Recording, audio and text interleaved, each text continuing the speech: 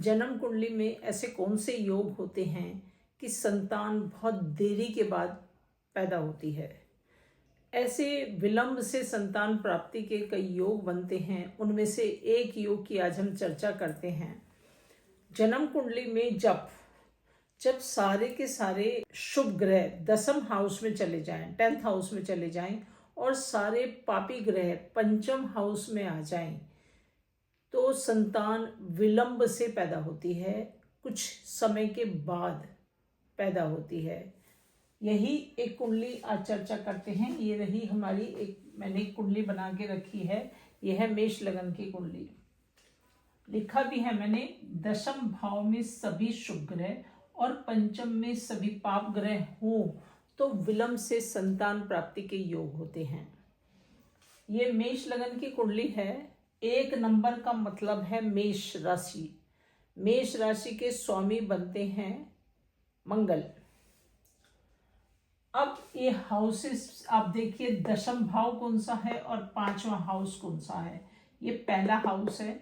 1 2 3 4 5 6 7 8 9 10 11 12, ये संतान भाव, इसे पंचम भाव है। इसको हम जो है संतान भाव भी बोलते हैं। इसी से हम संतान का विचार करते हैं।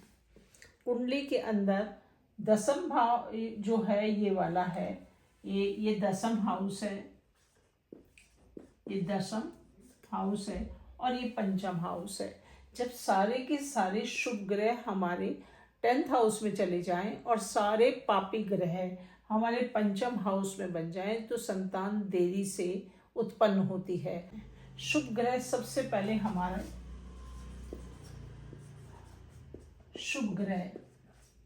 शुभ ग्रह में शुक्र आता है। शुक्र है, गुरु है, बुध है। बुध ऐसा प्लेनेट है, शुभ के साथ होगा तो शुभ का रिजल्ट देता है। यदि ये पापी ग्रहों के साथ होता है तो पापी ग्रह का रिजल्ट देता है। वैसे जनरली इसे शुभ में गिना जाता है। शुभ ग्रह में आता है शुक्र, गुरु, बुध, चंद्रमा, और पापी ग्रहों में आता है पापी और क्रूर ग्रह। क्रूर ग्रह में मंगल, सूर्य, शनि, राहु, केतु, ये पापी और क्रूर ग्रह हैं और ये हमारे शुभ ग्रह हैं। यदि ये सारे के सारे शुभ ग्रह जो हैं हमारे, ये दसम हाउस में आ जाएं और ये सारे मंगल, सूर्य, शनि, राहु, केतु, ये हैं पापी ग्रह है।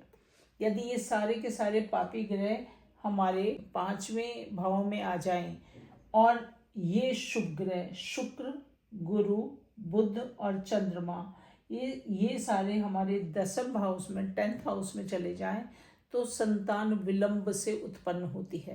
संतान विलंब में विशेष रूप से देखने की चीज़ ये है कि हमें पंचम हाउस को देखना है और एक 10th हाउस को देखना है। इन दोनों को ही देखना है।